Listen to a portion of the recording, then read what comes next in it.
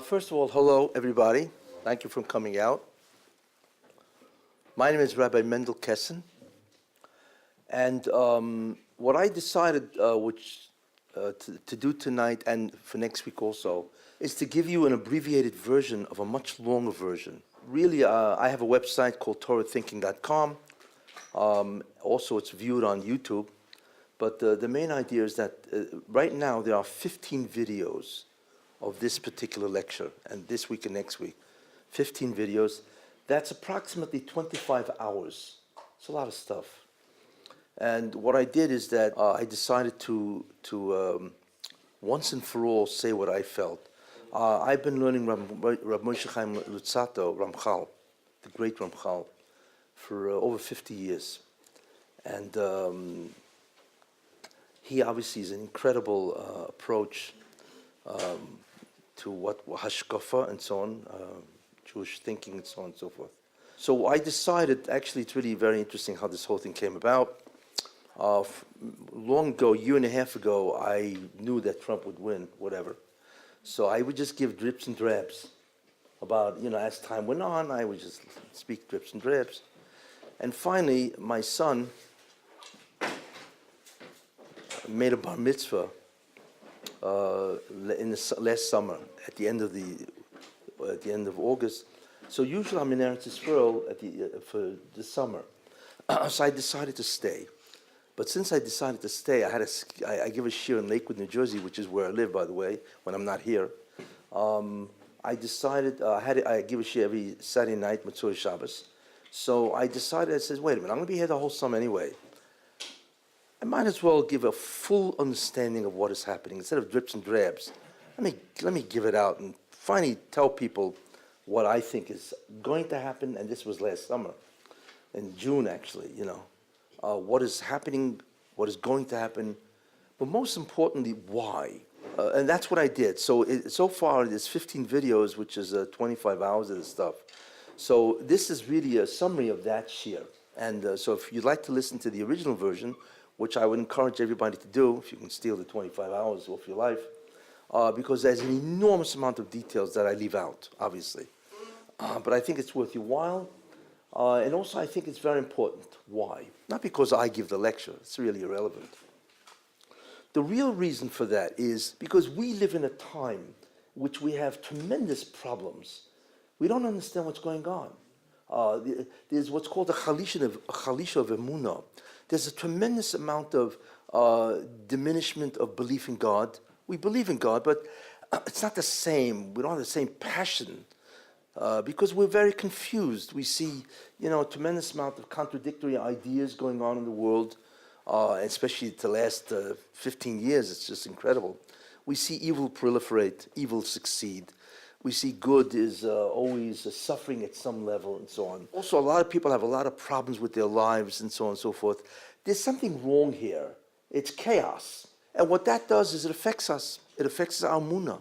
It affects our faith in God, our belief in God, and it affects our trust in God. That's not good. One of the greatest ways, which I realized, one of the greatest ways to see the hand of God, that God has not abandoned the Jews at all. It's true, he's hiding what he does. That's true. But if you realize what he's doing, then it'll be a tremendous, what's called chizuk, reinforcement of your belief in God. That's the greatest way to do that. So I felt, therefore, that it's sort of like an obligation, actually, that if I have this type of information, I should really give it out. And that's really why I did it. And I took the summer. And then what's funny about that is I only thought I would give only a couple of ideas. 1, 2 lectures and that's it. In fact, after the second lecture in June, I just say, well, next week will be the last lecture. Yeah, sure, right? It wound up to be, another 20 hours of this stuff. In a certain sense, I was driven, I have to say. I was driven really for that concept. The Jews have to understand that God has not abandoned us. There are reasons of why things are happening, and what God has given me a tremendous merit to understand that, for whatever reason. And therefore, I decided to unfold and disclose that type of information for that purpose. I'm not interested in any type of cover or any of that. It's irrelevant, really. Just the mechazik emunah, that's really what it's all about, So I hope that this does it. You know what I'm saying? Now, You don't have to agree with me at all. I don't really care if you agree with me or not. It doesn't make a difference. And I think there's a lot of people on the internet that don't agree with me, you know. But who cares, you know? But what I do want to show you that there is an alternative way of thinking. There's a whole different way of understanding of what is going on, you see. And that's important. Whether you agree with me or not doesn't make a difference. But you know, after this lecture, next week's lecture, that there is an entire explanation based on authentic Jewish sources, and that explains what is going on and why. And that's the purpose of this lecture. So we are about to take a journey. Now, the ideas you hear here are some of them going to be really way out, as they say, you know, and so on, what you're going to say, that doesn't make sense. But actually, they all make sense, but, you know, it's just strange. But that's fine, because I find that many Jews, unfortunately, are not familiar with what's called the divine plan.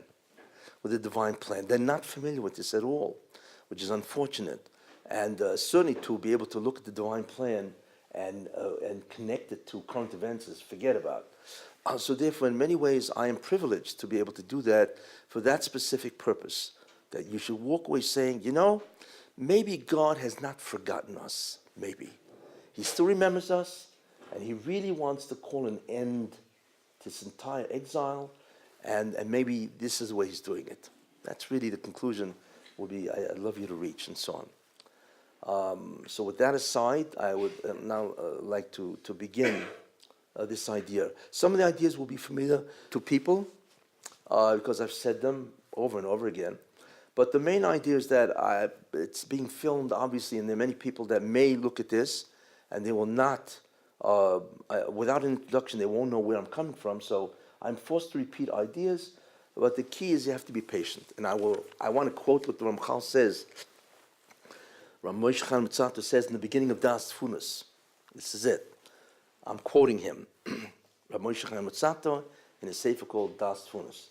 To acquire wisdom, true understanding, one needs to build up concepts one after another until, in the end, they all form part of a unified whole, panorama, landscape, and therefore you will attain the knowledge of the final ultimate concept.